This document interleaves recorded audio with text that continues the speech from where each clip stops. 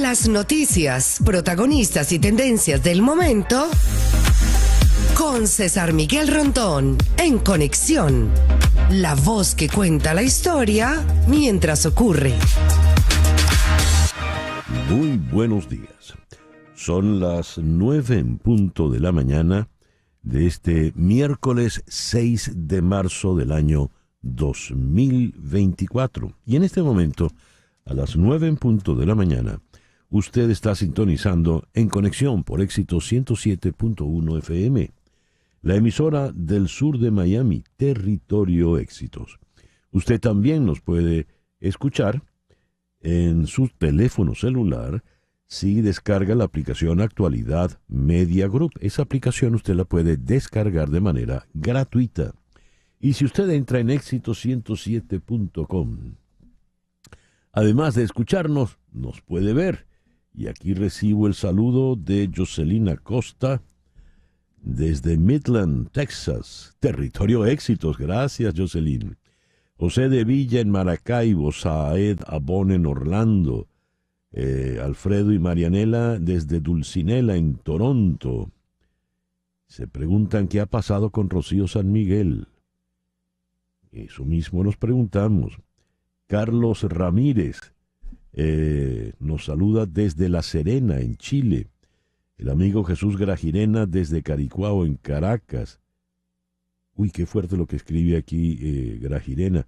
Entiendo que la mejor manera de protestar en Venezuela es preservar la vida. Dios. Doña María Elisa Cifontes, siempre tan consecuente desde Caracas. Buenos días. María Fernanda Mazzarelli en Buenos Aires. Carlos Cuevas en Westchester, Pensilvania. Manuel Leventis en Houston. Gloria Herrera en Bogotá. Guillermo Triana en Humboldt, Texas. Antonio Rodríguez en Greentown, Pensilvania. Los anfitriones. Xavier desde Barcelona, España. Juan Acuña manejando su camión por Tifton, Georgia. Francisco García nos saluda desde Ohio. Gray Hernández desde Denver, en Colorado. Gracias a todos por reportar la sintonía de Matthew desde Caracas. Luis Matamoros. Mimón y Ani están en Bogotá. Jesús Aguilar está en Arequipa, Perú. Itziar de Achurra en Barcelona, España. Y Bélice Mujica en Santiago de Chile. Gracias a todos, pues, por reportar la sintonía de En Conexión. En Conexión es una producción de Floralicia Anzola para Éxito 107.1 FM en Miami. Buenos días, Floralicia. Buenos días, César Miguel, y buenos días a todos los que nos acompañan. Ahora sí. Ahora sí. Repite. Buenos días a todos los que nos acompañan desde distintas partes del mundo este miércoles. Hola, Laura. Hola, Carlos. Laura Rodríguez está en la producción general. Buenos días, Laura. Muy buenos días a todos. Hola, Flor. Mariel Sofía Rodríguez en Madrid en la producción informativa. Buenos días, Mariel Sofía. Hola, muy buenos días. Feliz miércoles para todos. Jesús Carreño en la edición y montaje. Carlos Prato en los controles. Buenos días, Carlos. Muy buenos días. Y ante el micrófono, quien tiene el gusto de hablarles, César Miguel Rondón. Hoy, miércoles 6 de marzo, es el día de San Julián de Toledo. Felicitaciones a todos los Julián, incluido aquel legendario Julián Serpa. San Olegario, felicitaciones a los Olegarios. Y San Victorino de Nicomedia. En el calendario astrológico de Enrico Mariani nos dicen que hoy repite la luna menguante en Capricornio, luna para concentrarse, luna para trabajar en todo aquello que requiera mucha concentración y dedicación. Es excelente para iniciar una disciplina, excelente para recuperar el tiempo perdido. Es la luna buena para todo lo que tiene que ver con las finanzas y las inversiones. Es la luna para trabajar en solitario. Luna menguante en Capricornio y a las 8:38 entrará menguante en Acuario, pero de Acuario hablamos mañana. El Sol, por supuesto, sigue en Piscis este miércoles 6 de marzo del año 2024.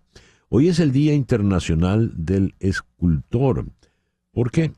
Porque tal día como hoy nació Michelangelo Buonarroti. Hoy es el Día Internacional del linfedema. Linfedema es una enfermedad crónica generada como consecuencia del tratamiento quirúrgico del cáncer de mama, caracterizada por la acumulación anormal de líquido y macromoléculas en los tejidos blandos debido a una alteración de la capacidad de transporte del sistema linfático en el organismo. Es el Día Europeo de la Logopedia. La logopedia es la disciplina orientada al estudio científico y técnico de la comunicación humana. Bien, nuestro programa del día de hoy vamos a iniciarlo aquí en Miami, conversando con el periodista venezolano Eugenio Martínez, quien es especialista, conoce como nadie el tema electoral. Con él vamos a hablar de la decisión de ayer del CNE de fijar las elecciones presidenciales para el 28 de julio.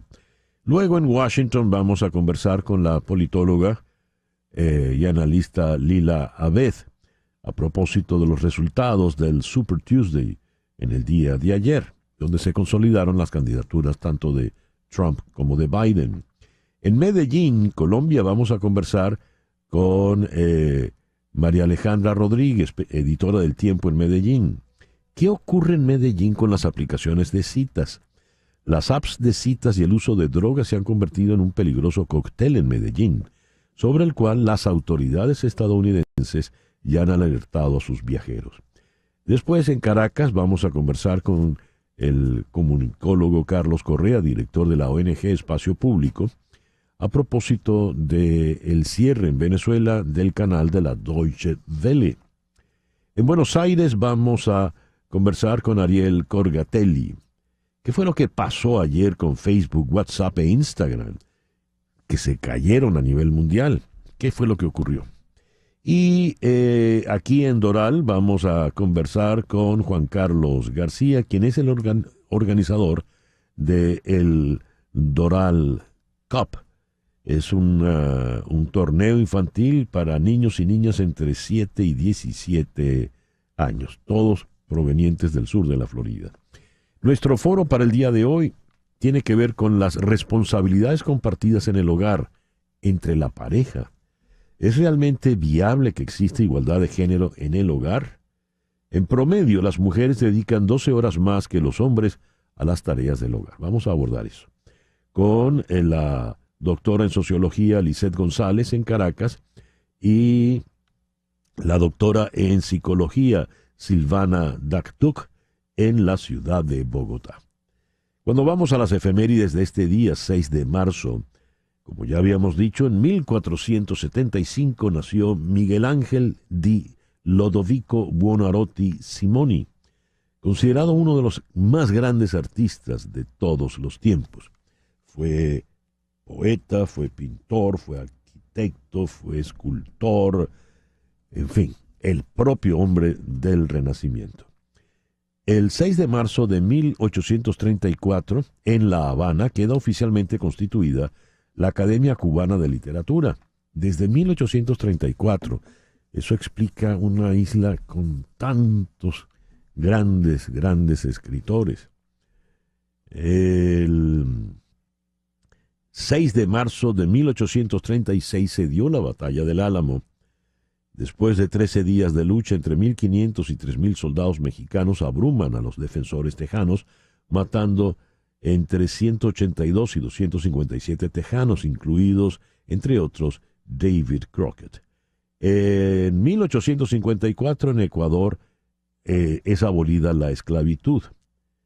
Pero el 6 de marzo de 1857, por decisión de Dred Scott, la Corte Suprema de los Estados Unidos dictamina que los africanos, los negros, no pueden ser ciudadanos estadounidenses. Imagínese usted. En 1899 la empresa Bayer registra la aspirina como marca y patente, el gran analgésico que está en el mundo desde prácticamente finales del siglo XIX. A los amantes del fútbol español, en particular los madridistas, el 6 de marzo de 1912 funda el Real Madrid CF, Club de Fútbol. Y esto para los golosos. Atención, Laura. El 6 de marzo de 1912, la National Biscuit Company, conocida como Nabisco, vende la primera galleta Oreo a un comerciante en Hoboken, New Jersey. El nombre Oreo fue registrado el 14 de marzo del 1912. Hablando de grandes escritores, el 6 de marzo de 1927 nació en Aracataca Gabriel García Márquez, uno de los grandes escritores en español de todos los tiempos, y yo diría uno de los grandes escritores de todos los tiempos en cualquier idioma. En 1982 recibió el Premio Nobel de Literatura, y aunque fallece ya en sus últimos años con severos problemas de memoria, en el día de hoy van a presentar una novela póstuma de García Márquez. En agosto nos vemos. Bueno, todos queremos leer En agosto nos vemos ya, en marzo. García Márquez se nos fue el 17 de abril del 2014 a los 87 años allá en México. Hoy está cumpliendo 87 años Valentina Tereshkova. La señora Valentina Tereshkova fue la primera mujer que salió al espacio exterior, rusa. Eso ocurrió el 16 de junio de 1963, cuando tenía apenas 26 años. El 6 de marzo de 1964, Cassius Clay se une a la Nación del Islam y cambia su nombre al de Muhammad Ali. Su nombre anterior decía Cassius Clay, ahora Muhammad Ali era un nombre de esclavo. Hizo eso a los 22 años. Y ya más cerca, el 6 de marzo del año 2020, comenzando la pandemia, se confirman los primeros casos de COVID-19 en Costa Rica, Colombia y Perú. Yendo al mundo de la música, el 6 de marzo de 1831, en el Teatro Carcano de Milán, se estrena La Sonámbula de Vincenzo Bellini.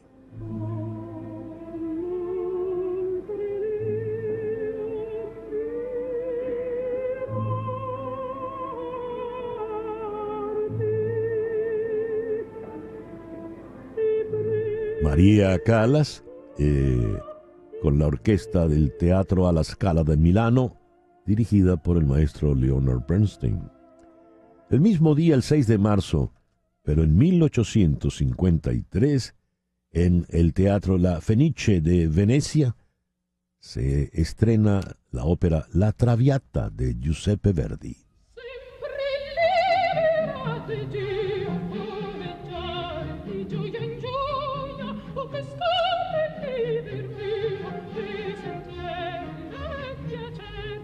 Y esa también es María Callas. Y en un salto triple mortal sin red, el 6 de marzo de 1925 nace el gran guitarrista Wes Montgomery. Hacemos contacto con Hani Martínez Ward, tu abogada de accidentes. Hani, muy buenos días. Muy buenos días, y desde tempranito ya estamos aquí trabajando en nuestras oficinas, porque muchas personas, aunque siempre las recomendaciones esperan para llamarnos después de un accidente, y siempre mi recomendación es que no espere. La compañía de seguro los va a poner de último si usted no tiene un abogado que empuje su caso y que pelee por usted. Algo tan básico como el estimado de su carro para le arreglen el carro. Si usted no va con un abogado, todo este proceso se va a demorar mucho más. Con un abogado por el medio, el abogado empuja para que sean los beneficios de la póliza del culpable lo más pronto posible. ¿Y cuáles son los beneficios? Siempre decimos el arreglo de su carro, el tratamiento médico y la compensación monetaria de que usted tiene derecho después de un accidente. De manera tal, querida amiga que me escuchas, querido amigo que me escuchas, no te preocupes y llama al 855-DOLOR55, 855-DOLOR55, que es el teléfono de Hani Martínez Ward. Guarda este teléfono en la memoria de tu celular, porque no sabes cuándo va a ocurrir el accidente. 855-DOLOR-55, que equivale a 855-365-6755. ¿Algo más, Hani? Eso es todo, estamos aquí. Recuerda, no vas a pagar un centavo, así que llámanos inmediatamente. Inmediatamente, y no te preocupes. Esa debe ser la consigna, Hani. No te preocupes, llama a Hani. Así es. 85, y eso es lo que dice la sí, gente. 855-DOLOR-55. 855-DOLOR-55. Muchísimas gracias, Hani. Feliz día. Gracias. El editorial con César Miguel Rondón. Ayer, al repasar las efemérides, recordábamos que se cumplían 11 años de la muerte de Hugo Chávez. La muerte oficial. Ya ayer advertía que soy de los que creen que Hugo Chávez falleció no en Caracas en marzo, el 5 de marzo del 2013, sino antes, el año anterior, y en La Habana. Pero en fin, dejemos eso de lado. El día en que oficialmente se cumple, mejor dicho, un nuevo aniversario de la muerte de Chávez, el Consejo Nacional Electoral, mandado por chavistas, en obediencia a Miraflores, decide que la elección presidencial se celebrará el 28 de julio de este año.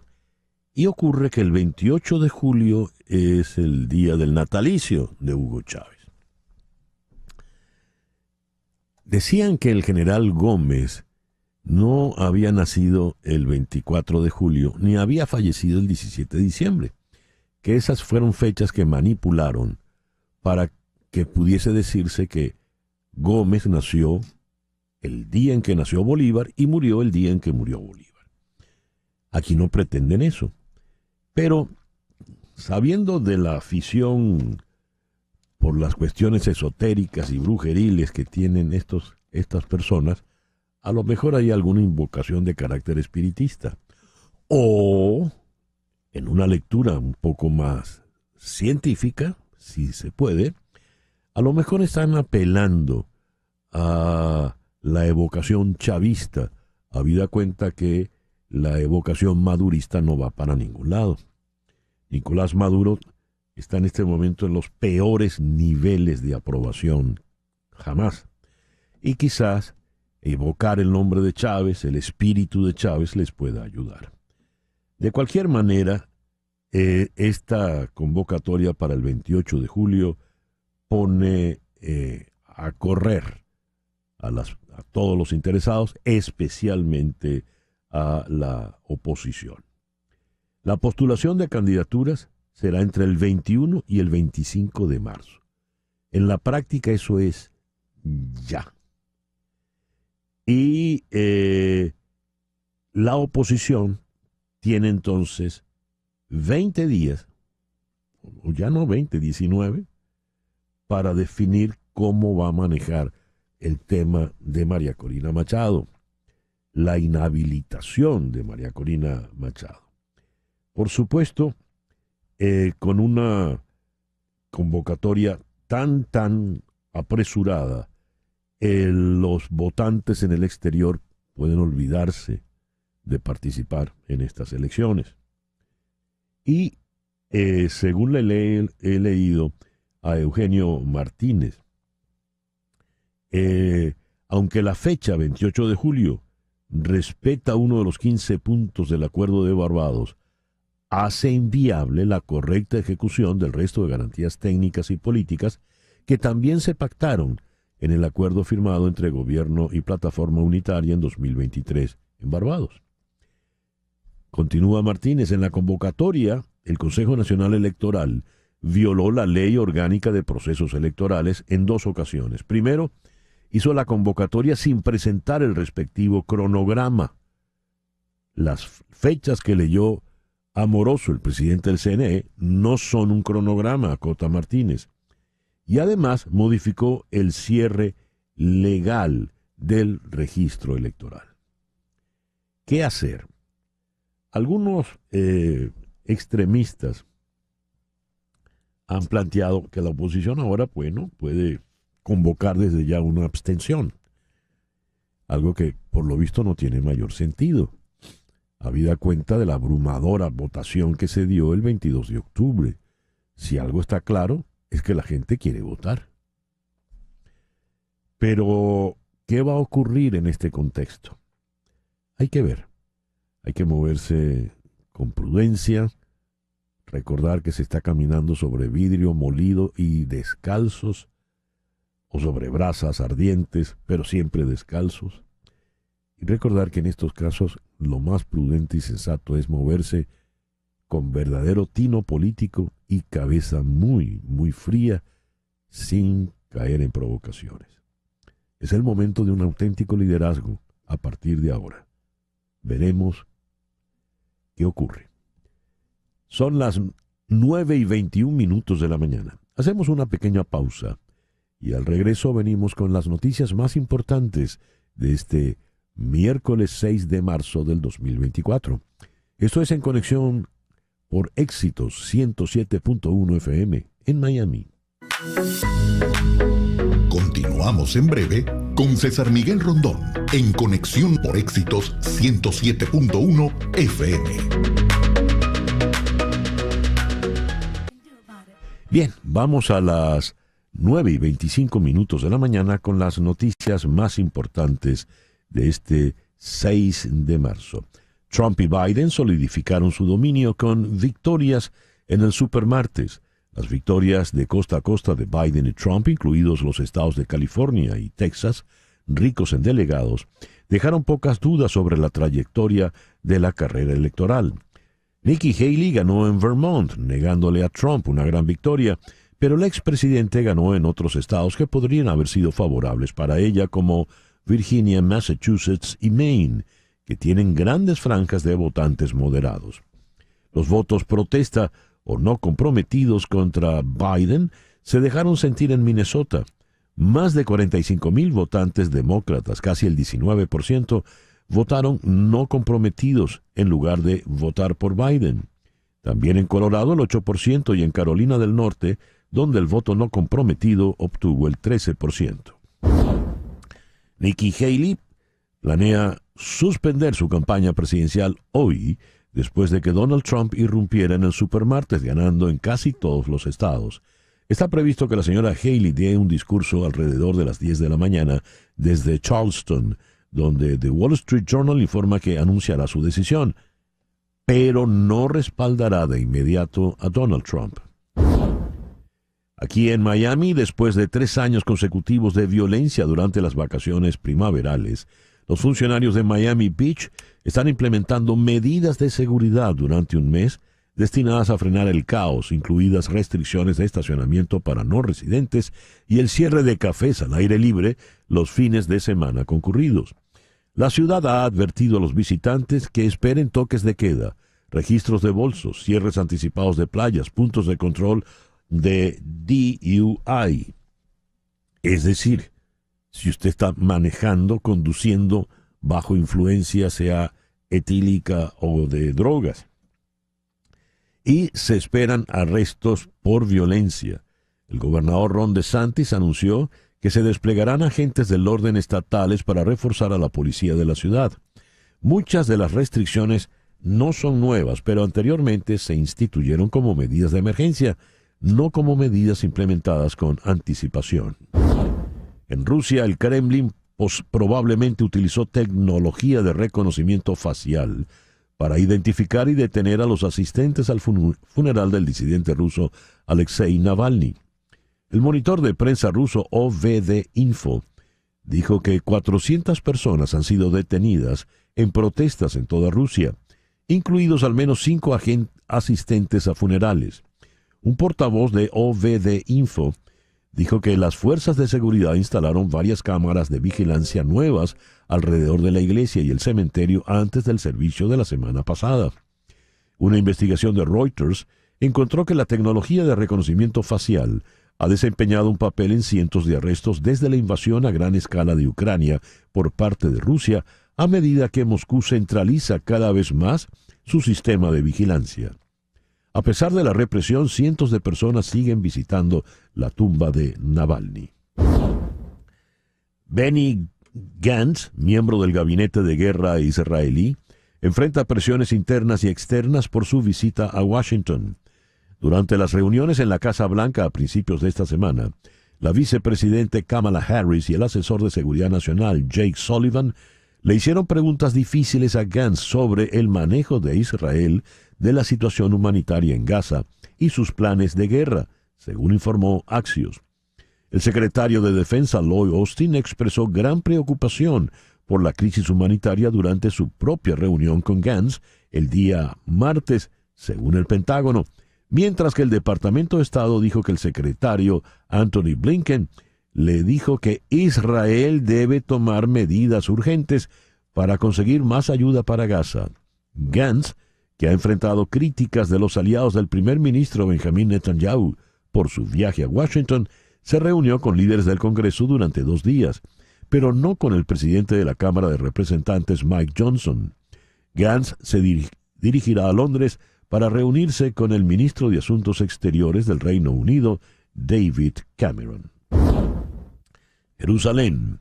El grupo islamista Hamas sugirió hoy, miércoles, que ha declinado la última contraoferta de tregua en la Franja de Gaza planteada por Israel, pero se mostró dispuesto a seguir negociando para llegar a un pacto que haga realidad las demandas e intereses del pueblo palestino. Hamas ha demostrado la flexibilidad necesaria para llegar a un acuerdo que implique un cese integral de la agresión contra nuestro pueblo.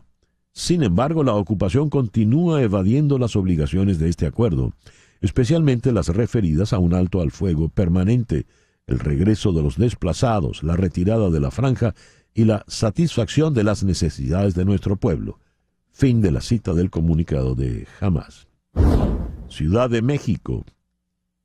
Amnistía Internacional y el Comité de Protección a Periodistas presentan hoy el informe Nadie garantiza mi seguridad.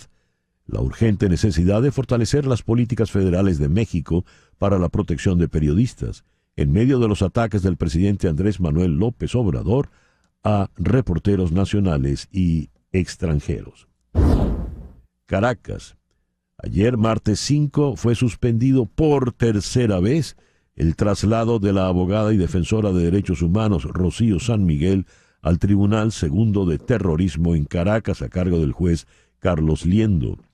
Este retardo en el trámite impide que Rocío San Miguel juramente a abogados de confianza como sus defensores y revise el expediente para conocer los fundamentos de las imputaciones en su contra.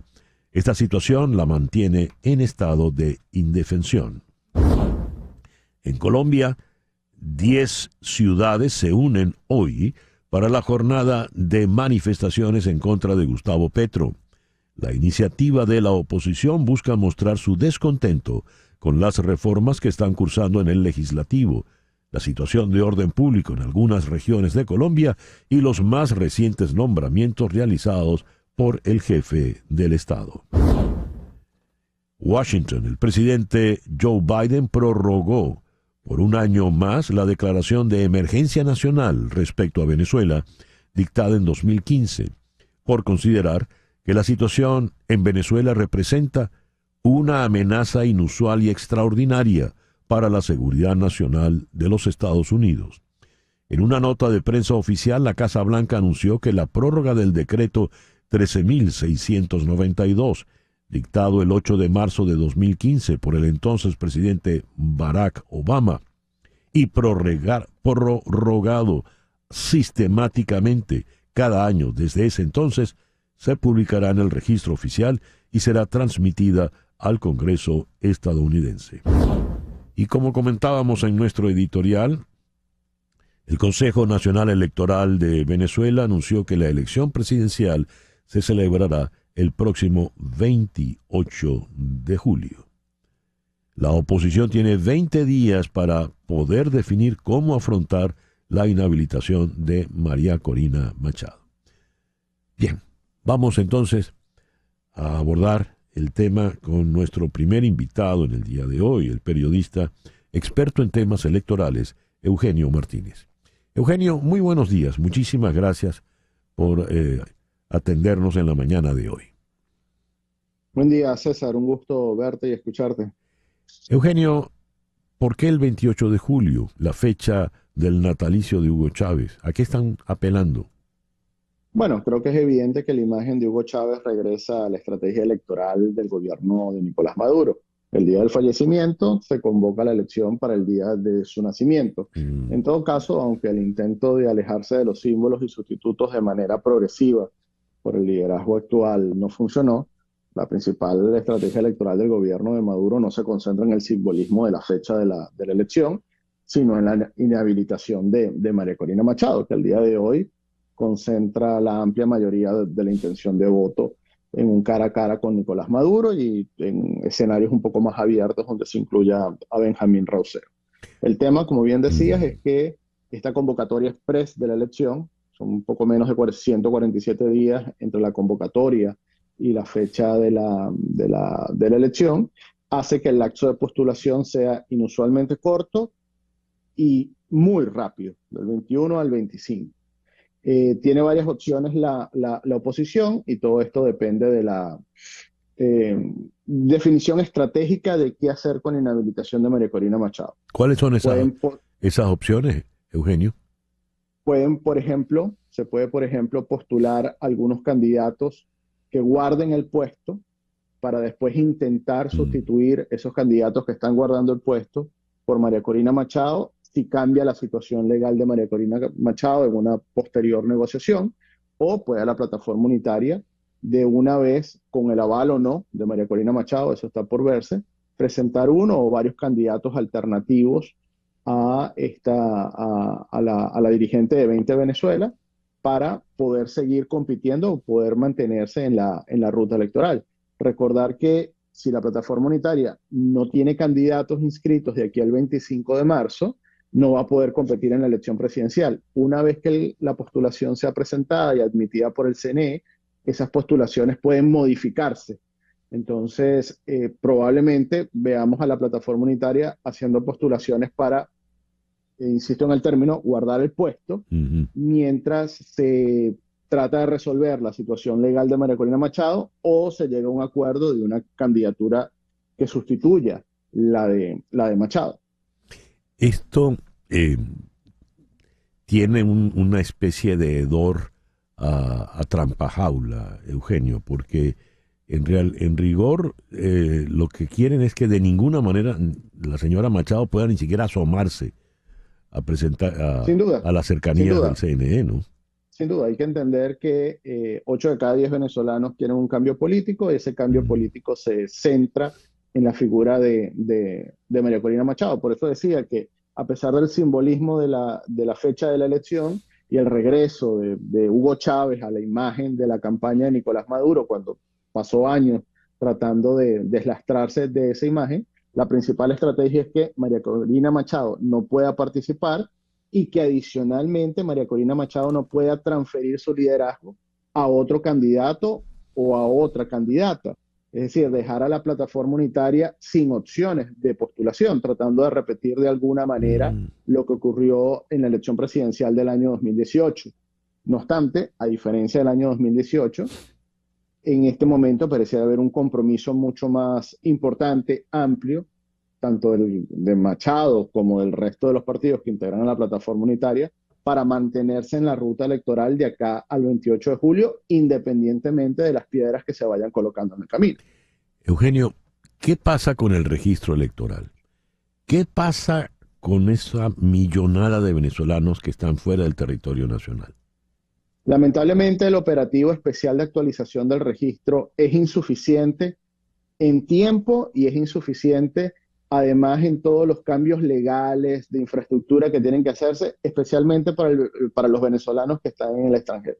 En un mes va a ser inviable que los 4 millones de electores que están inscritos dentro de Venezuela, pero se encuentran fuera del país, puedan actualizar sus datos para participar en la elección presidencial, y va a ser inviable que 1,5 millones de nuevos votantes que están fuera de Venezuela puedan inscribirse. Así que lo que queda, más allá de hacer todo el esfuerzo posible para que algunos venezolanos en el extranjero puedan inscribirse o actualizar sus datos, el esfuerzo se va a centrar en la actualización del registro dentro de Venezuela, y sobre ese tema, al día de hoy, hay demasiadas interrogantes porque, a pesar del anuncio del día de ayer del CNE, el CNE ni siquiera dio un cronograma detallado. Lo que hizo Elvis Amoroso no aplica como, las fechas que dio Elvis Amoroso no aplica como cronograma, y al día de hoy no se conoce cuántos puntos de actualización del registro se van a distribuir en Venezuela, si son puntos móviles, son puntos fijos, el horario que van a funcionar, en fin. Es un anuncio que no tiene ningún tipo de sustento todavía o detalle de cómo se va a instrumentar. Eugenio, si se supone que hay 2 rectores opositores en la directiva del CNE, ¿por qué la votación fue por unanimidad? No es la primera vez que rectores opositores terminan avalando una decisión del resto de los integrantes del directorio. Pasó mucho entre el 2006 y el 2015. En ese momento, cuando había votación unánime, era porque había una negociación política que requería esa votación unánime para ganar algún tipo de garantías o condiciones políticas. Lamentablemente, ni la rectora Aimee Nogal ni el rector Juan Carlos del Pino han explicado el porqué de su voto favorable al cronograma del día de ayer, especialmente cuando, recordemos, ellos vieron el cronograma en la mañana del martes, es decir, tuvieron muy poco tiempo para analizar el cronograma, así que habría que esperar que expliquen si hay una negociación de por medio para intentar que con ese voto afirmativo pues se puedan lograr otro tipo de garantías y condiciones políticas. Ya. Eugenio, una última pregunta.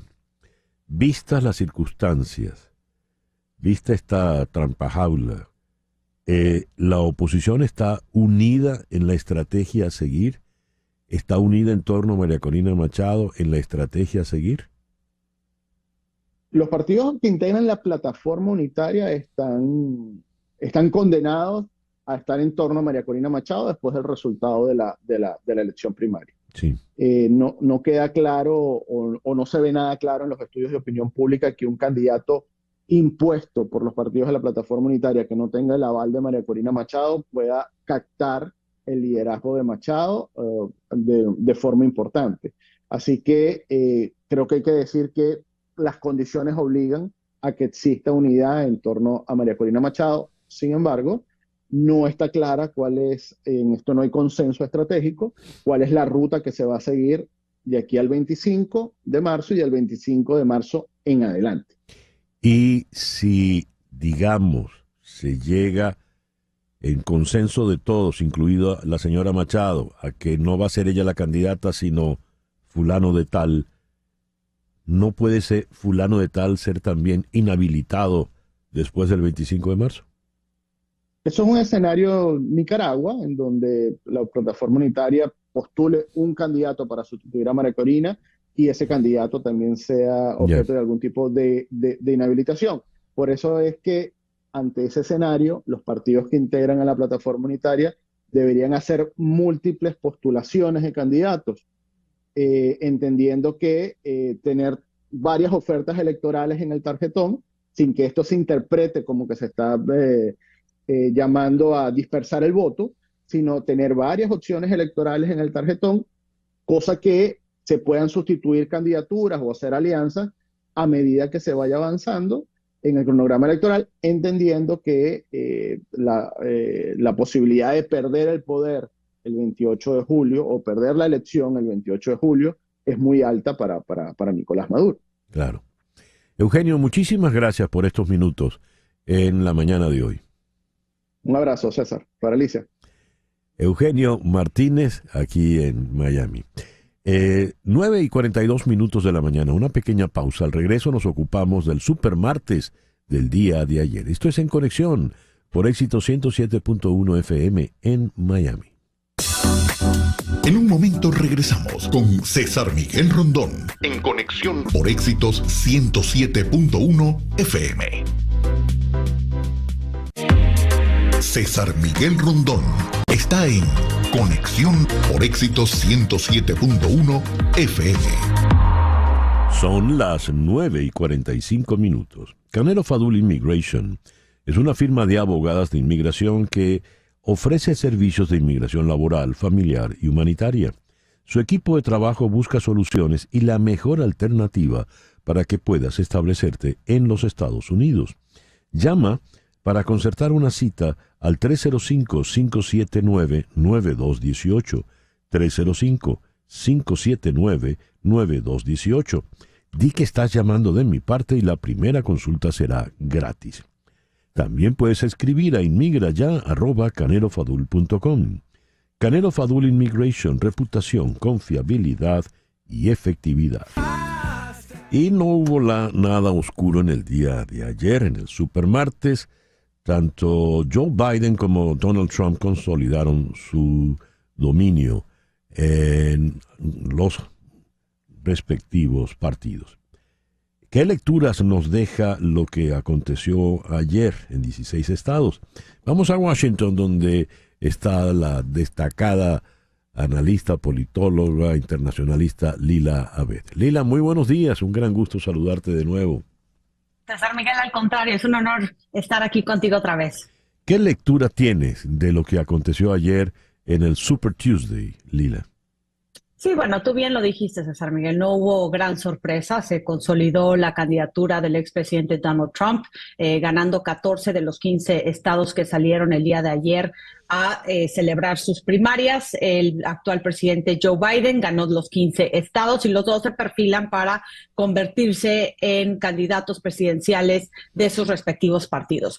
Creo que sí hay varias lecciones del día de ayer. La primera es que el expresidente Donald Trump tiene mucho más apoyo de lo que uno pensaba al inicio de la contienda primaria, de la contienda interna del Partido Republicano, donde vimos al gobernador de Florida, Ron DeSantis, estaba el empresario Ramaswamy, y aunque la ex gobernadora de Carolina del Sur, Nikki Haley, hasta este momento sigue dentro de la contienda. Se espera que a las 10 de la mañana se retire de la contienda y todavía no sabemos si va a apoyar abiertamente a Trump o si va a decidir quedarse callada, pero se espera, ¿no?, que se vaya a retirar de esta contienda. Sí. Lo que es importante para Biden, César, nada más me gustaría resaltar, es que a pesar de que ganó de manera abrumadora, ¿no?, las primarias del Partido Demócrata, en ciertos estados como Michigan y Minnesota vimos un voto de rechazo que se conoce como uncommitted o no comprometido, y este fue un voto de rechazo mayoritariamente por la comunidad árabe estadounidense,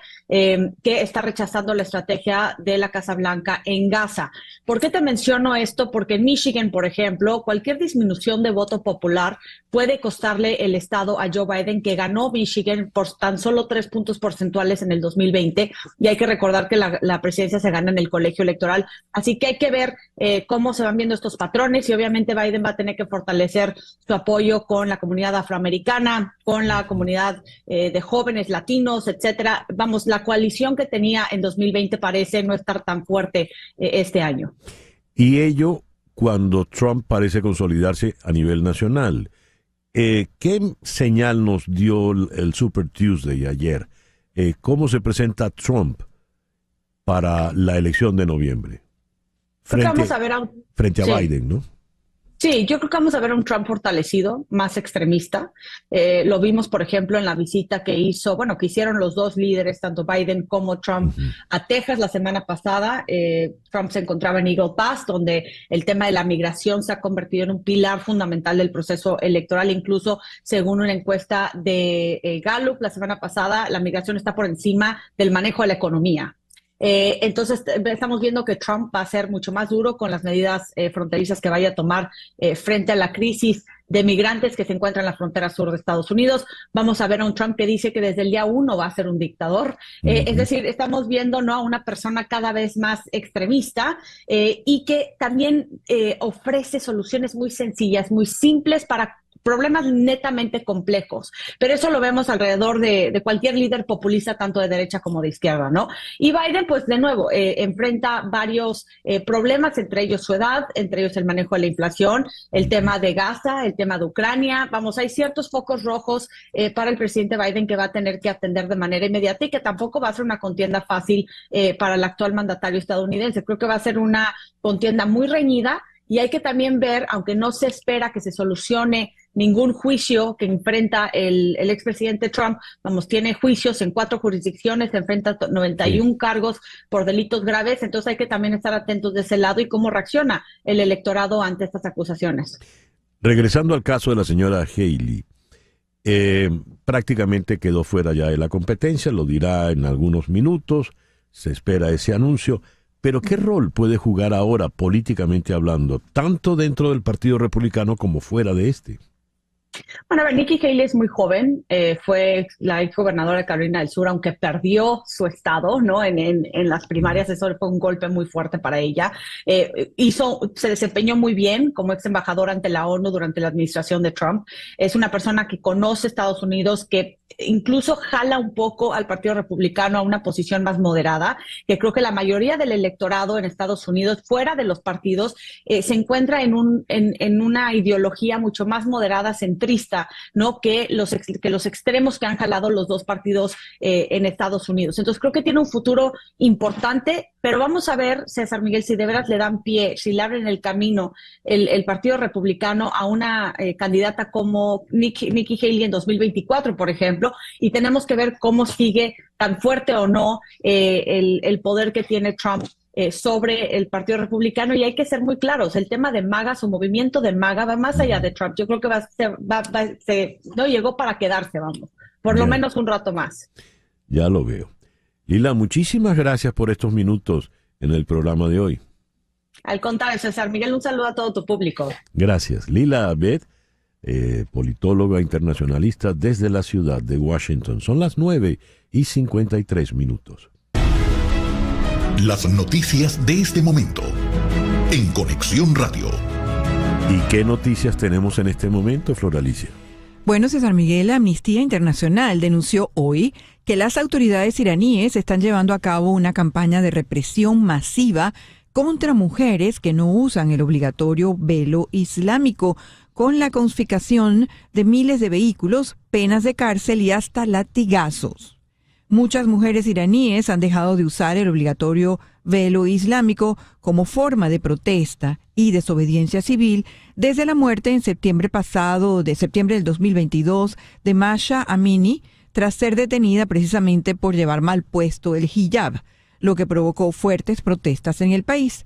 Así que, como vemos, pues el gobierno islámico está atendiendo esta crisis, esta especie de reto que le han planteado a las mujeres con cárcel y latigazos. Latigazos. O sea, eso es Dios. Edad media. ¿Ok?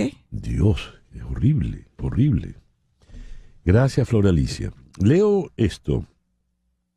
En 2023, el Observatorio de Turismo de Medellín, Antioquia, Colombia, documentó 41 muertes violentas de turistas, un aumento del 40% con respecto al 2022. De estos, 17 víctimas eran ciudadanos de los Estados Unidos y varios de los casos estaban vinculados a aplicaciones de citas. Tras el aumento de los asesinatos, resultado de estos encuentros concertados en aplicaciones de citas en Colombia, Match Group, la empresa matriz de Tinder, asistió a una reunión sin precedentes con la Embajada de los Estados Unidos en Colombia y las autoridades locales para frenar los ataques contra los extranjeros. Vamos a Medellín. Allí está María Alejandra Rodríguez, la editora del diario El Tiempo en esta ciudad. María Alejandra, muy buenos días. Muchísimas gracias por atendernos en esta mañana. Muy buenos días para usted, para toda su audiencia. Gracias a ustedes por esta invitación. Un tema muy apropiado además, porque Medellín está de moda. Sin duda alguna recibimos casi 1.500.000 turistas solamente en el 2023, turistas extranjeros. Y eso, ¿no? Los que se pueden contar que entraron por el aeropuerto internacional.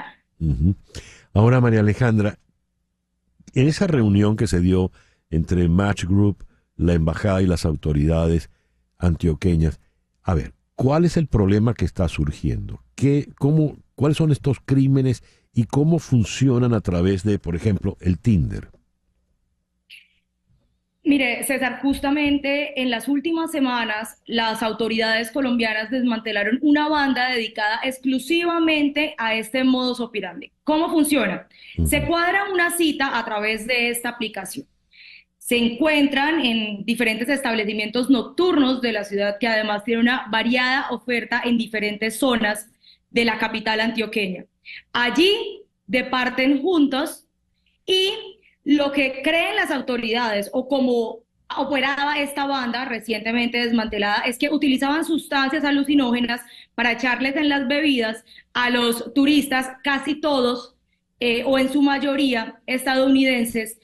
Estas personas quedaban en estado de indefensión, muchos de ellos eran robados, pero ahí es donde entra el problema o la gran alerta. No solamente el delito de hurto se aumentó en casi 200% en el último trimestre del 2023 bajo este modus operandi, sino que muchos de ellos pues morían a raíz de este cóctel, por decirlo de alguna manera, entre alucinógenos y licor. E incluso muchas de las muertes también eran violentas. A ver, es como una suerte de, digamos, prostitución criminal a través de estas operadoras, de estas agencias. ¿Se podría definir así? Sí, se podría definir de esa manera, porque el modus operandi era que utilizaban mujeres, o las mujeres también hacían parte de las bandas criminales, para poder seducir al turista que viene en busca, puede ser bien de una cita o de una relación, eso ya no tendríamos que entrar a ahondarlo, pero a través de estas mujeres los seducen, le dan este tipo de sustancias alucinógenas.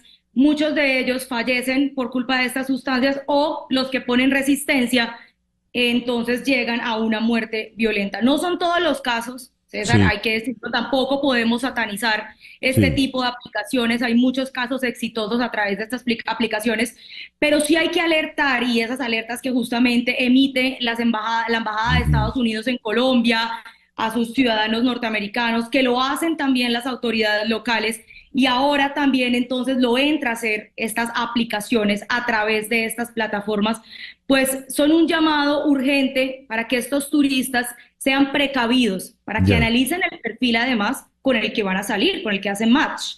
¿Y a qué se comprometió Match Group luego de la reunión con la embajada y las autoridades colombianas? Mire, fueron tres actores importantes en esta reunión sin precedentes en la última semana. Uno, como usted lo dice, las aplicaciones Match Group, quienes van a emitir una alerta a esos perfiles que consideran sospechosos, e incluso desde diciembre del año pasado tienen un mensaje en cada una de estas citas que le recomienda al usuario terminar la cita cuando sienta que hay señales sospechosas, que verifique el perfil antes, y son estas alertas en perfiles que ellos detectan que pueden ser falsos. Por otro lado, las autoridades colombianas, aquí en Colombia tenemos una línea que es nuestro 911, que es 123.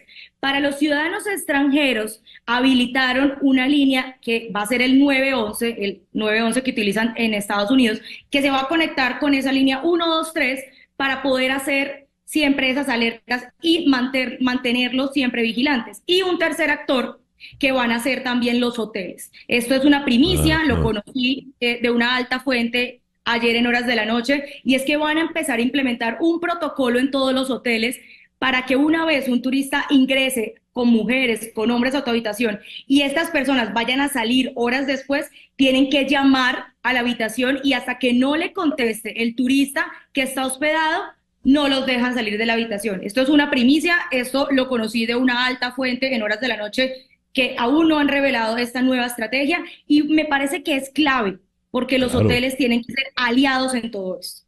Claro, claro que sí. Qué interesante todo esto. Y ojalá tengan éxito, pues, estas medidas. María Alejandra, muchísimas gracias por atendernos en esta mañana. César, a usted, a toda su audiencia, y muchas gracias por la invitación, y lo esperamos por Medellín. Medellín está de moda y hay que tener un turismo seguro y sostenible. Sí. Bueno, iré con mi esposa. Gracias. Claro que sí. María Alejandra Rodríguez es la editora del diario El Tiempo en la ciudad de Medellín. Las 10:01. Esto es más que Capicúa, esto es ya ¿cómo llaman? Un palíndromo, ¿no? 1001, se lee igual de izquierda a derecha, en fin. La pausa y al regreso vamos con nuestro foro de hoy. ¿En el hogar se reparten por igual las tareas? ¿Eso es fácil repartirse o puede llevar a conflictos mucho más hondos y peligrosos de lo que sospechamos? Ese es nuestro foro en la mañana de hoy. Esto es En Conexión por Éxitos 107.1 FM en Miami. Una pausa y regresamos con César Miguel Rondón en Conexión. Y para nuestro foro de hoy, hablemos de las responsabilidades compartidas en el hogar entre la pareja. ¿Es realmente viable que exista igualdad de género en el hogar? En promedio, las mujeres dedican 12 horas más que los hombres a las tareas del hogar. ¿Cómo ocurre en el caso, por ejemplo, de las parejas homosexuales? ¿Cuán grave puede ser esta inequidad en el reparto de las labores hogareñas? Puede llevar a conflictos de hondura en el plano ya conyugal. Vamos a abordar todo esto. En la ciudad de Bogotá está la doctora Silvana Dakduk. Ella es doctora en psicología con un magíster en psicología social. Silvana, muy buenos días. Muchísimas gracias por acompañarnos en esta mañana. Buenos días, César Miguel. Un placer estar con usted. Y en la ciudad de Caracas está nuestra muy estimada la doctora en sociología, Lisette González. Lisette, muy buenos días. Muchas gracias por acompañarnos. Muy buenos días, César Miguel, y muchísimas gracias por la invitación. Bien, mi primera pregunta. ¿Qué es esto de las labores compartidas en el hogar? ¿Es esto un problema contemporáneo? Antiguamente, digamos, en una pareja heterosexual, el hombre se asumía era el proveedor y después de estar en la calle procurando todo para que el hogar funcione, llegaba al hogar a ser atendido él. Y la esposa que no salía del hogar, era la ama de casa, pues atendía al proveedor que llegaba cansado y estaba la imagen de que él se sentaba en la butaca y le llevaban las pantuflas y demás. Eso no existe más. ¿Y cuál es el problema que tenemos ahora? Vamos a comenzar con Silvana Dakduk en Bogotá. Silvana. Bueno, César Miguel, este es un tema súper interesante porque han habido cambios importantes en los roles de la mujer en los últimos años y ese modelo de familia que tú estás describiendo creo que no se parece a muchas amas de casa, a muchas mujeres que nos deben estar escuchando en este momento, ese modelo en el que la mujer estaba todo el día en la casa, etcétera. Creo que la participación, y lo dicen las cifras en torno al trabajo, la participación de la mujer en términos laborales, en distintas industrias, en distintos sectores, es cada vez más amplio. La única manera de sobrellevar un matrimonio y de llevar una relación en este momento de poder construir una familia es a través de las responsabilidades compartidas. Yo creo que con el mismo, digamos, de la misma manera que la mujer se ha vinculado al mercado laboral y que los hombres entienden que no pueden ser los únicos proveedores, yo creo que cada vez más se ha asumido un modelo de responsabilidades compartidas. Hay un dato interesante que quizás no es tan citado como el que tú mencionabas al inicio del número de horas, pero hay un dato importante que se publicó aquí en algún momento en Colombia de la participación de los hombres o de los padres en las asambleas familiares y en las organizaciones de padres. Eso es una señal de la responsabilidad compartida, porque antes eran las mujeres quienes iban a los colegios y asumían el papel de representantes de los chicos. Y yo creo que eso es una muestra de las responsabilidades compartidas. Igualmente creo que nosotros lo vemos en otras dinámicas del hogar, en términos de la repartición de gastos y la repartición de tareas. Ciertamente por el rol que históricamente le hemos otorgado a la mujer, evidentemente las mujeres absorben gran parte de las tareas o siguen absorbiendo gran parte de las tareas domésticas, ya llamémoslo así. Pero yo creo que hay un alto componente que en este momento se está viendo diluido en la responsabilidad con la pareja. También es importante destacar que el número de hijos ha disminuido, la participación de las mascotas están teniendo otro espacio importante. A pesar de que se tienen menos hijos, tener hijos en estos tiempos, en la dinámica moderna, es mucho más complejo de lo que era en el pasado tener 8. Ya lo veo. ¿Y qué opina de esto Lisette González? Lisette, por favor. Sí, bueno, hay un tema que tiene que ver con unos valores y unos roles de género que siguen presentes en la forma en que criamos a nuestros niños y niñas, y a las niñas se les regala la muñeca, y a los niños el Lego y el carrito, y entonces la socialización de las niñas está orientada desde muy pequeñas a que las niñas y las mujeres se ocupan de la crianza y los cuidados, de cocinar, de todas estas cosas, ¿no? Y eso choca, como ya acaba de decir Silvana, con una realidad laboral que es distinta, donde ambos padres probablemente están trabajando, y eso, bueno, es una fuente de desigualdad, porque aquí estamos hablando de si ambos padres trabajan, las mujeres se enfrentan después a su otra jornada laboral en el hogar, aunque los padres, los hombres colaboren, las mujeres siguen asumiendo mayor cantidad del trabajo doméstico por toda esta socialización, condicionamiento social, los roles que están definidos culturalmente, y eso genera dificultades. Muchas mujeres terminan abandonando el mercado de trabajo si estas desigualdades en la repartición de las tareas domésticas no logra resolverse. Por ejemplo, en el caso de Venezuela, la tasa de participación laboral de las mujeres aumentó constantemente desde los años 60 hasta fines de los 2000, hasta fines de los 90, perdón, pero desde el 2000 para acá está estancada.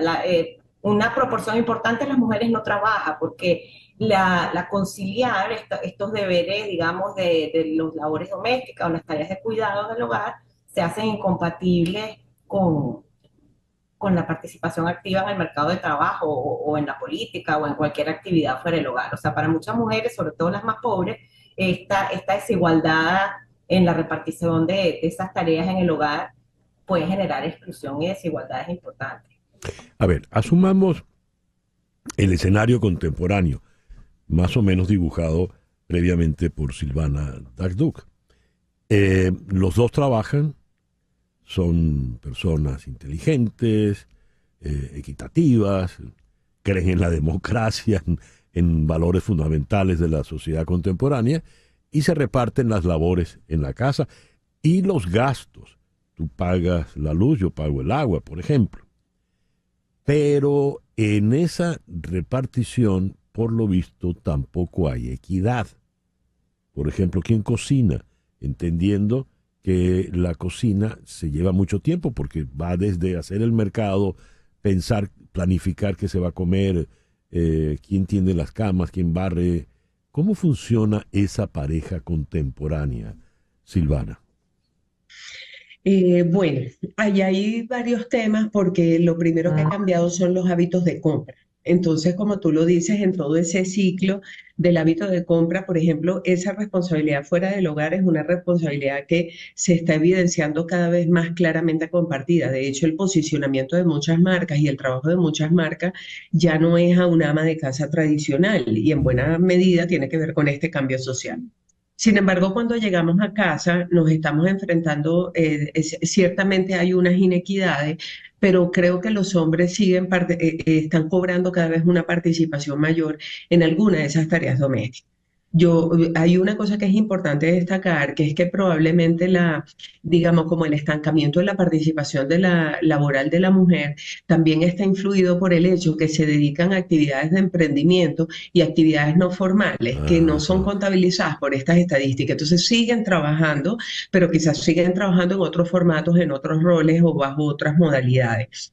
Entonces, yo creo que allí es donde está el reto más grande, sobre todo en una sociedad matriarcal, porque por un lado es una mujer que reclama desde su socialización y sus valores, como indicó Lisette, asumir el control, ¿verdad?, de lo que se prepara en casa, de cómo se come, cuándo se come, a qué hora se come, y por otro lado, un hombre que delega y asume digamos, como parte de su rol, plegarse a lo que se hace en casa. Entonces, yo creo que eso es uno de los elementos que está afectando la salud mental de la mujer, porque si parte que tenemos que aprender en estos roles que estamos asumiendo nuevas tareas, pero asumir nuevas tareas implica ir soltando viejas tareas y educar a los hijos, a estas futuras generaciones, para involucrarse en una cultura más dinámica. A ver, ¿cómo influye en todo esto el dinero que se aporta al hogar? En otras palabras, la mujer trabaja. Asumamos en este momento que trabaja en un oficio que cobra regularmente 15 y último. No es, como dirían en España, una autónoma, una emprendedora que no tiene establecidos los ingresos. Pero el hecho de que el que más aporta tiene más autoridad para distribuir las tareas en el hogar, ¿de qué manera impacta eso? Si él es el que más gana o si es ella la que gana más que él. ¿Cómo se plantea ese problema, Lisette? Bueno, a eso me refería yo inicialmente. O sea, sobre todo imaginemos un hogar con niños pequeños, porque digamos que cuando son hijos grandes, las responsabilidades de cuidado son menores. Es decir, están en su colegio, tienen sus actividades preescolares y perfectamente pueden ambos padres trabajar. Pero cuando los niños son pequeños, si el sueldo de la mujer es no muy alto, es probable que la decisión de las parejas sea, bueno, mira, es más barato que tú te quedes en la casa que pagar una guardería o que pagar a alguien que esté en la casa cuidando a los niños. Por eso me refería yo a cómo las desigualdades se expresan allí, porque efectivamente, y eso también está muy documentado en estudios, las mujeres siguen ganando menos que los hombres en el mismo trabajo, con la misma formación, con la misma dedicación. Entonces, esa desigualdad que hay en el mercado de trabajo también entonces se puede ver reflejada en cómo se terminan repartiendo las responsabilidades dentro del hogar. Entonces, sí, eso tiene impacto. Y cuando es al revés, César Miguel, que es la mujer la que gana más dinero, que también hay casos, afortunadamente, eso puede traer también dificultades en la pareja, pero eso quizás lo puede hablar más Silvana, porque también el hombre que está con una crianza, una expectativa de que él tiene que ser el proveedor, etcétera, y de repente su esposa es tremenda gerente que gana un montón de dinero más que él, y entonces la decisión a lo mejor es, bueno, mejor cuidas tú a los niños, ¿verdad? Porque tú ganas menos y yo sigo trabajando. Entonces eso no es una decisión sencilla en el marco de una pareja. Ya. La señora Gloria Herrera escribe y dice, aquí en el hogar todos tienen su parte en la limpieza del hogar, tanto yo, mi hija, mi nieta y mi nieto. Si los nietos tienen salida, tienen que cumplir su labor. Curioso, no hay hombre, excepto el nieto. Esto me da para preguntar, estamos hablando todo el tiempo de una pareja, ¿verdad? Una pareja, incluso una pareja heterosexual. Pero, por ejemplo, el caso de la familia que plantea la señora Herrera. O si fuese más directamente el caso de una pareja homosexual. ¿Cómo funcionan ese reparto de labores, Silvana? Mira, funciona más o menos como lo hemos descrito, porque yo creo que una cosa importante de lo que acaba de mencionar de Lisette, que trasciende el tema del género, es quién tiene el ingreso. Quien tiene el ingreso normalmente tiene el control, ¿sí? Y los demás, por verse asistidos por este proveedor, compensan de alguna manera su participación económica asumiendo las labores domésticas.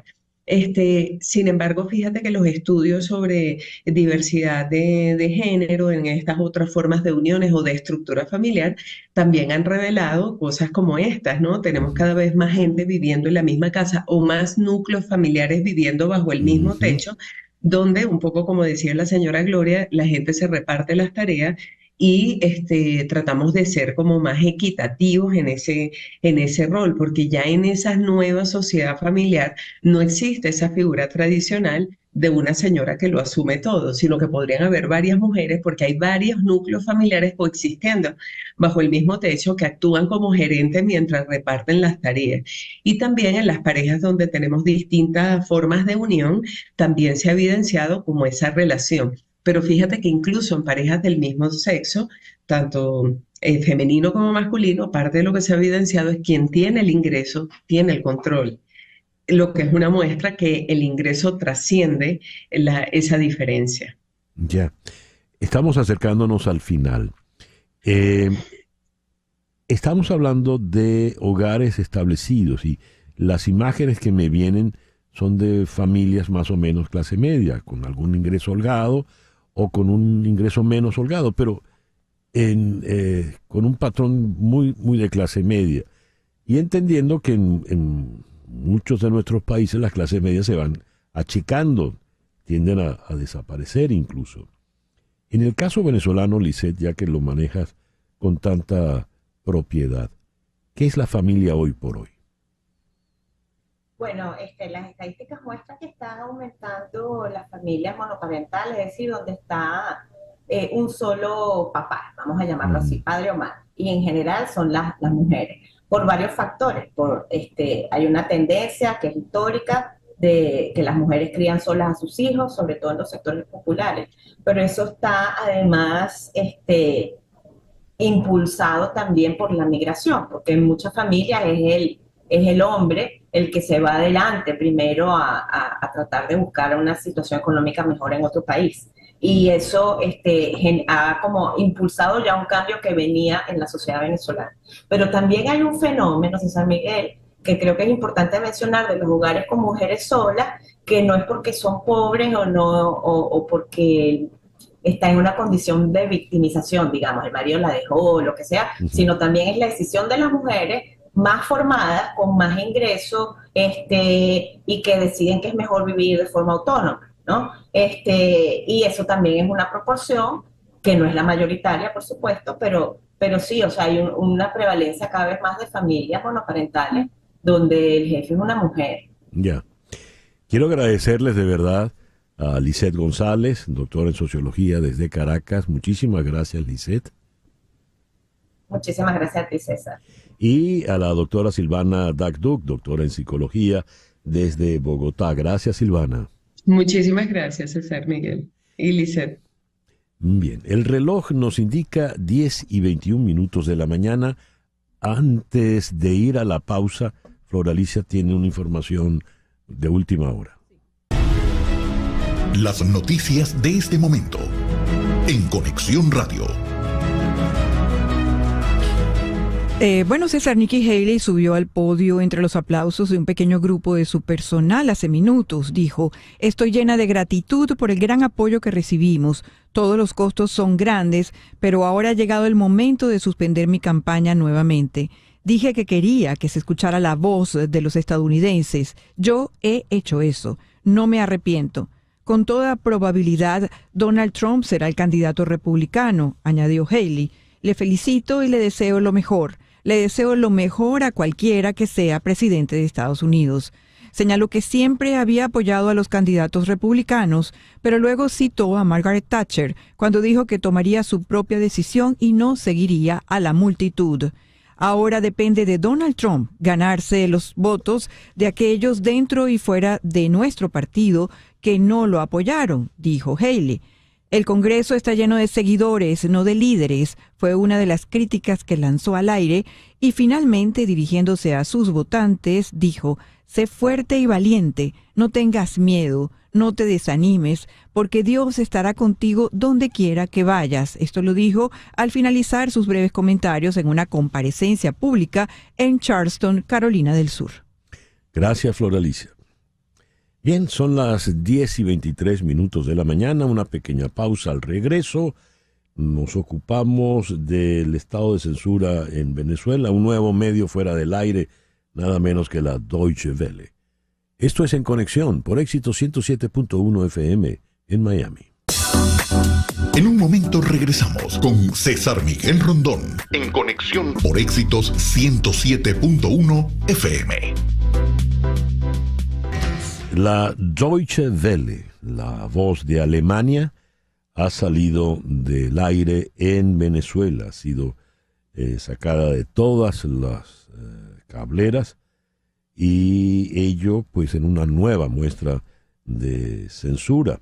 Nicolás Maduro acusó al medio alemán de propagar el odio y lo calificó, ya que eso así entenderá el señor Maduro, que si es alemán, es nazi. Y dijo que era nazi. Vamos a Caracas, allí está Carlos Correa, director de la ONG Espacio Público. Carlos, muy buenos días. Muchísimas gracias por acompañarnos. Buenos días, gracias por la invitación, César. Saludo a la audiencia. ¿Por qué sale la Deutsche Welle, el canal de la Deutsche Welle de las cableras en Venezuela? Bueno, en una de las redes sociales de la Deutsche Welle, entiendo que en esta dinámica que algunos medios de comunicación están tratando de acercarse, entiendo que era una plataforma, utilizaban una plataforma TikTok o Instagram para la difusión de un programa especial que entiendo que está basado en un trabajo de una organización muy seria como es Inside Crime, pero entiendo que hacen un comentario sobre la presencia de grupos irregulares en Venezuela, ¿no? Y entonces fue visto inmediatamente. El ministro de Comunicación hizo un comentario en Twitter, inmediatamente fue sacada de las cableras, progresivamente fue sacado de todas las televisoras por las empresas de televisión por suscripción, y sacaron de la programación a esta emisora alemana, ¿no? Y por otro lado, no es la primera vez que pasa. Hay que decir que en Venezuela, lo recuerdo, no se puede ver, por ejemplo, CNN en español, no se puede ver NT24. En otras ocasiones han censurado también, cuando se sabía que iban a transmitir un programa especial sobre la situación venezolana, han suspendido temporalmente la emisión, incluyendo la propia Deutsche Welle.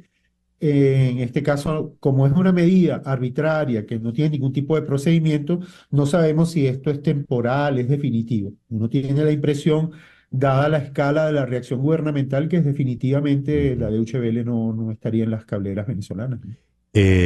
Siendo así, con tantos canales que van saliendo, ¿cómo maneja el usuario venezolano la información? En otras palabras, ¿qué información le llega realmente? César, nosotros junto con la Universidad Católica hicimos hace una investigación precisamente porque queríamos saber cómo se está informando la gente, es decir, cómo le llega información, ¿no? Y lo que dice ese estudio es que aquellas personas que quieren obtener información lo hacen en los portales venezolanos que tienen cobertura, ¿no? Que hacen cobertura de la situación venezolana, es decir, portales que, por cierto, han aumentado. Es decir, han aumentado el número de portales que hay en Venezuela, portales de diverso tipo que ofrecen información, es decir, han aumentado significativamente. Por ahí obtienen información y la redistribuyen a través de redes como WhatsApp y otras vías, ¿no? Hay una reducción del número de emisoras de radio y además las emisoras. Se nos está congelando la... Suele pasarnos, ¿no? Cuando tratamos de hacer contactos en Venezuela, la calidad de la conexión nunca está, o casi nunca está a un nivel óptimo. Y eso nos acaba de pasar con Carlos Correa. A propósito de la salida de la Deutsche Welle, la voz de Alemania. Le tenía una pregunta a Carlos, y es que cuando se cierra CNN, se cierra NTN 24 y tantos otros canales, estamos hablando de empresas privadas, pero la Deutsche Welle es la voz de Alemania, es como hablar de la BBC o de la Voz de América, donde hay una participación estatal. ¿Cómo queda si esto no se trascenderá a un problema de otra envergadura, por ejemplo, en las relaciones con Alemania? Además de que fue muy ligero el señor Maduro al calificar a este canal de nazi. Es un joven periodista el que aparece en el reportaje, y con mucho desenfado, pues,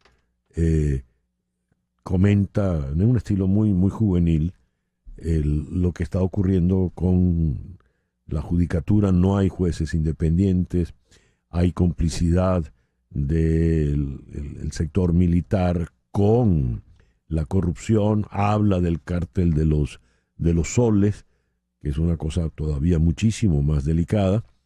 Y aunque si bien se cuida en decir que Nicolás Maduro no se sabe, no se puede certificar que Nicolás Maduro tenga sus manos metidas en todos estos elementos de corrupción, pues tampoco se puede decir que no está involucrado, porque nada ha dicho al respecto. Laura está tratando de contactar de nuevo a Carlos Correa para ver si podemos cerrar la entrevista.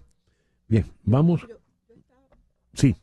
Sí, yo estaba buscando para que los oyentes que no han tenido la posibilidad de ver qué fue, a qué se refería la persona que hablaba por Deutsche Welle, para colocarlo mientras volvíamos a hacer contacto con Carlos Correa. Estoy aquí buscándolo en el teléfono para poder compartir ese audio con todos ustedes. Sí. Creo que ya tenemos a Carlos. Sí.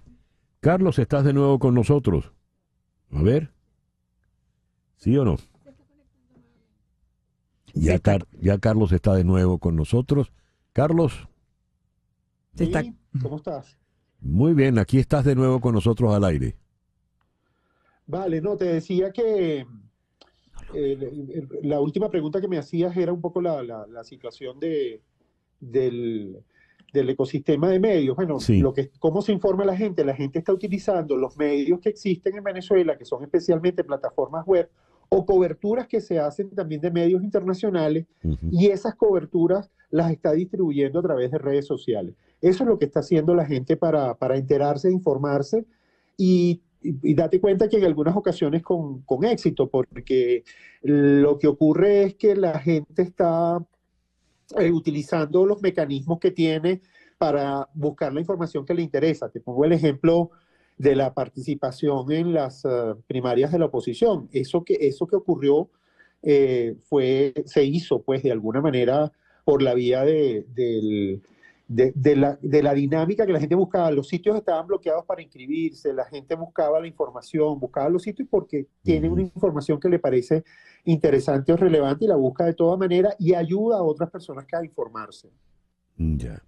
El caso comentaba ya como última pregunta, Carlos, cerrar CNN o NTN 24 son canales privados, pero la Deutsche Welle, bájale allí el receptor, o hay un receptor que está haciendo eco. Sí, la Deutsche Welle es la voz de Alemania, hay participación del gobierno ahí. ¿Eso no crea un conflicto ya a nivel de gobierno a gobierno, Carlos? Sí, claro, ¿no? Y no solo eso, sino el tema, como la situación decir que es un canal nazi para un alemán es la mayor ofensa que te puedes imaginar. Por supuesto. Entonces, hacer una dinámica de ese tipo es brutal en términos de las relaciones internacionales, pero pareciera que el gobierno no le interesa, no tiene ninguna inquietud, ¿no? Sobre eso. Ya. Carlos, muchísimas gracias pues por atendernos en la mañana de hoy. Bueno, y disculpen la caída de la comunicación. Y tranquilo, no es culpa tuya. Muchas gracias por el esfuerzo. Son las 10:34. Las noticias de este momento en Conexión Radio. ¿Qué noticias tenemos en este momento, Floraliza? César, algunos oyentes nos han preguntado sobre declaraciones de María Corina Machado tras conocerse la fecha de las elecciones en Venezuela. Y también hay un mal uso de algunas declaraciones anteriores a esta fecha que dijo el CNE ayer, que se están utilizando para generar una comunicación negativa en torno a ella. Lo cierto es que ayer la presidenta del partido político Primero Justicia, María Beatriz Martínez, acompañó en Pueblo Llano, Mérida, a la candidata presidencial unitaria, María Corina Machado, y aseguró a los asistentes que la oposición ganará las elecciones presidenciales el 28 de julio de 2024. todos y cada uno de los ciudadanos tenemos que hacer lo posible para lograr que esta gran mayoría que somos en cada rincón de nuestra patria se conviertan en votos y que jamás y nunca a quienes están en este momento aferrados en el poder porque saben que no tienen el fervor del pueblo puedan lograr ni dividirnos ni separarnos. Vamos para adelante y lo vamos a lograr. Esto expresó Martínez junto a María Corina Machado. Es decir, muchas de las declaraciones que están rodando en las redes son anteriores a la determinación de la fecha de las elecciones, con lo cual todavía no hay una posición firme por parte de María Corina Machado, conociendo ya las limitaciones que se han previsto tras darse esta nueva fecha. Gracias, Flor Alicia. Recién tuvimos dificultades, se nos cayó la llamada, el contacto con Carlos Correa en Caracas, cosa que suele pasar con frecuencia cuando se trata de Venezuela. Pero ayer Instagram y Facebook se fueron a nivel mundial. ¿Qué ocurrió en el día de ayer? Vamos a Buenos Aires. Allí está Ariel Corgatelli, quien es comunicador especializado en todos estos temas de tecnología y redes sociales. Ariel, muy buenos días. Muchísimas gracias por estar con nosotros en esta mañana. Hola, ¿qué tal? Buenos días. Un gusto estar con ustedes también. ¿Qué pasó en el día de ayer con Facebook e Instagram? Bueno, sinceramente no hay una comunicación oficial. Lo que sí se sabe es que hubo, 3 servicios de 4 que tiene Meta, que es la compañía que está detrás de la misma. O sea, Facebook, por un lado, Instagram y Threads, que sería el Twitter de Meta. O sea, los 3 servicios con problemas, 2 horas caídas. La realidad que lo único que se dio a conocer lo dio Andy Stone, que es uno de los directivos y digamos que está en la compañía y que dijo que sabían efectivamente que había un problema mundial y que lo estaban tratando de solucionar. Esto ya volvió digamos, es algo que vuelve a suceder, pasó en el 2021, en el 2023 también igualmente. Lo que pasa es que ahora, lo bueno de alguna manera podríamos llegar a decir es que WhatsApp no sufrió caída. En su momento había sufrido WhatsApp también, esta vez no sucedió con WhatsApp. Lo que sí tengo entendido es que están haciendo ajustes en Threads. Esto lo confirmaron esta semana, que están empezando a hacer movimientos y configuraciones. No hay que olvidarse que Threads está ligado completamente a Instagram y de alguna forma también a Facebook. Quizás el problema vino por ese lado, pero lo cierto es que no dieron una comunicación oficial en ningún lado. O sea, en ningún medio tampoco tuvo una comunicación oficial al respecto. Es como que lo dejaron en una caída y que lo iban a solucionar. Ya. ¿Y dónde ocurrió el problema? La pregunta la preciso mejor. ¿Cuáles fueron las regiones afectadas por este problema? Creo que fue en casi todo el mundo. O sea, los reportes, de hecho, Down Detector, que es uno de los sitios donde la gente puede reportar que hay una falla, no importa dónde estemos, podemos reportarla, fue por todos lados y eran errores muy variados. O sea, inclusive había gente que tenía miedo por ejemplo, que se les haya borrado la cuenta. En algún lugar también he leído que les habían hackeado la cuenta. No, el problema eran ellos directamente. A mí lo que me parece que es un tema de validación de usuario, porque los problemas tiraban en una validación. O sea, ahí estaba el inconveniente que creo que fue más fuerte. Pero me parece que en Instagram fue lo más potente en sí, creo que ahí es donde más se dio a conocer. ¿No es criticable que no hayan dado explicaciones? ¿Por qué ese comportamiento, Ariel? La verdad que no lo entiendo y que yo recuerde me parece que es la primera vez que nos dicen el motivo.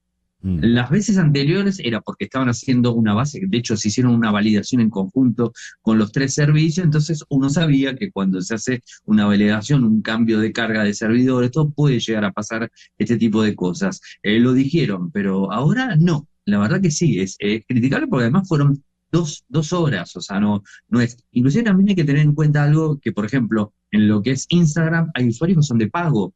O sea que no sé cómo va a reportar esto en los usuarios que están pagando por la verificación de la cuenta.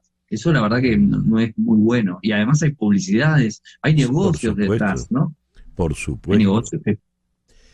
Bien, Ariel, te agradezco mucho que nos hayas atendido en el programa de hoy. Muchas gracias a ustedes. Ariel Corgatelli es especialista en tecnología y redes sociales. Nos habló desde Buenos Aires.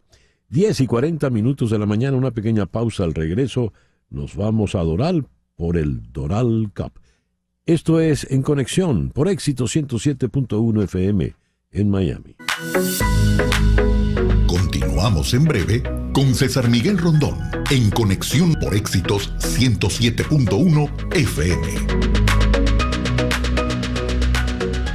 9 y 10 de marzo se celebrará la Doral Cup, torneo infantil de niños y niñas entre 7 y 17 años. Los equipos provienen en su totalidad del sur de Florida. ¿De qué estamos hablando? Vamos a conversar con el actor Juan Carlos García, quien es el organizador de la Doral Cup. Juan Carlos, muy buenos días, caramba, mucho gusto saludarte. César, igual para mí, sabes el cariño que te tengo y para mí es un placer estar contigo hoy aquí, poder contarle a toda la gente del sur de la Florida este maravilloso evento que va a tener su primera edición este fin de semana. ¿De qué va la Doral Cup? Para empezar, ¿de qué deporte estamos hablando? Estamos hablando de lo que le dicen en Estados Unidos soccer, porque aquí tienes que diferenciar entre el fútbol y el soccer. Para nosotros el fútbol clásico que se juega en Venezuela, pero aquí en Estados Unidos es el soccer. Vamos de la categoría U7 hasta la U17. Vamos a tener un total de 70 equipos durante el fin de semana que van a visitar los 3 parques del Doral, que son el Meadows Park, el Legacy y el Morgan Levy. Los 3 parques van a trabajar con nosotros. Nosotros estamos de partnership con la ciudad del Doral, con Cristi Fraga, su alcaldesa, quien nos ha apoyado de manera increíble, al igual que Rafael Piñeiro.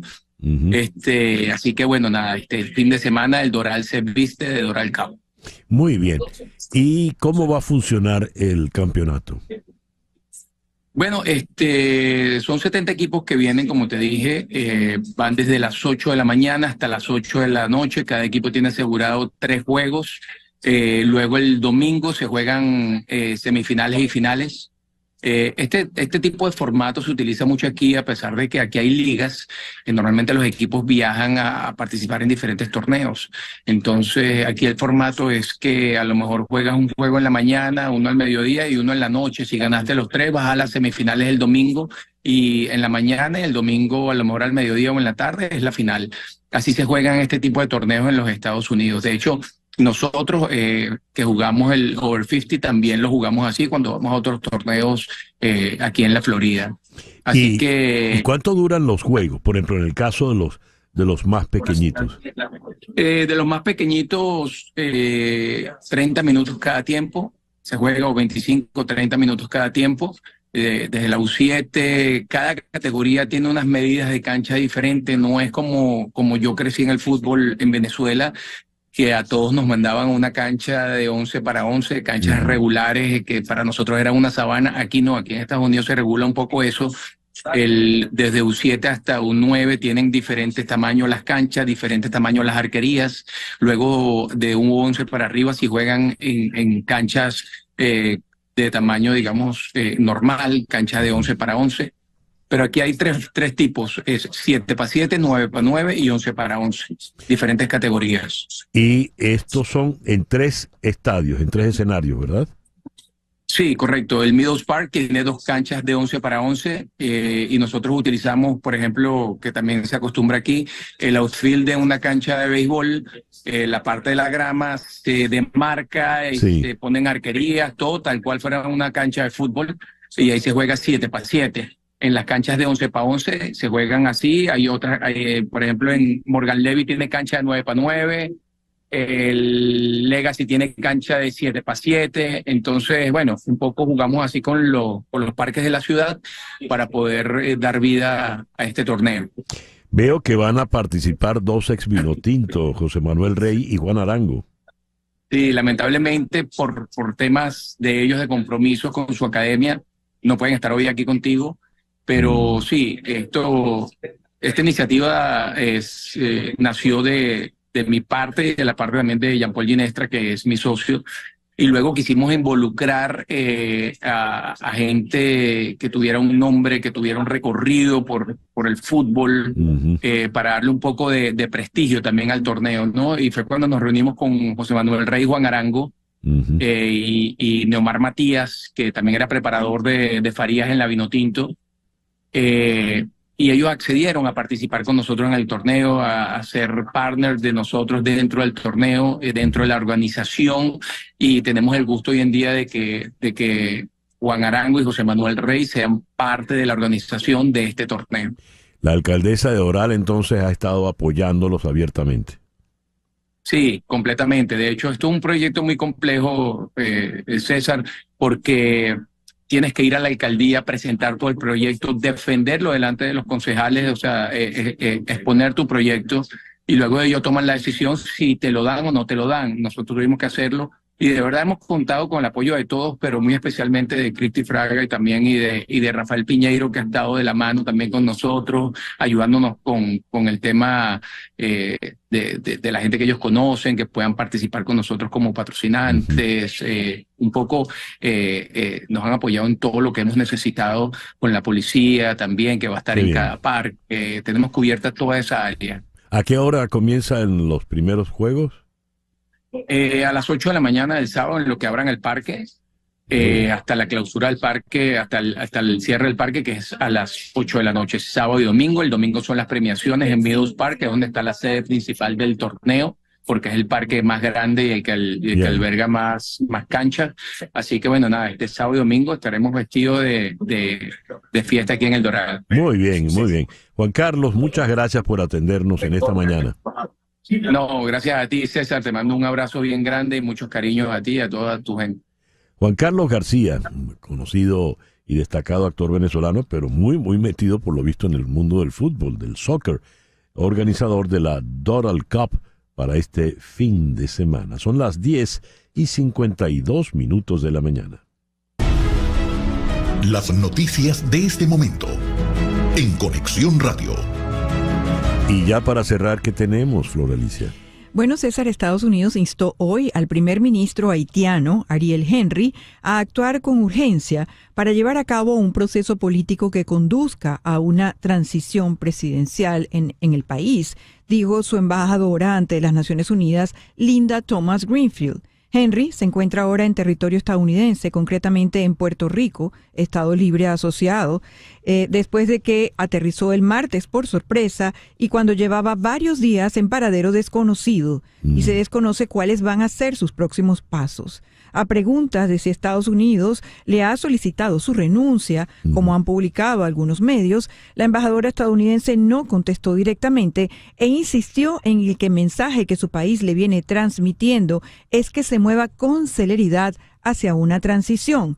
Lo cierto es que Henry comunicó la semana pasada que convocará elecciones antes del 31 de agosto de 2025, que luce muy lejos. Claro. Pero ese anuncio empeoró la crisis en el país, que ha entrado en una espiral de violencia que en los últimos días ha causado el desplazamiento de 15,000 personas y una decena de muertos. Dios. Gracias, Flor Alicia. El reloj nos dice 10:54 de la mañana. En Conexión fue una producción de Flor Alicia Anzola para Éxito 107.1 FM, con Laura Rodríguez en la producción general, María Sofía Rodríguez en la producción informativa, Jesús Carreño en la edición y montaje, Carlos Prato en los controles y ante el micrófono, quien tuvo el gusto de hablarles, César Miguel Rondón.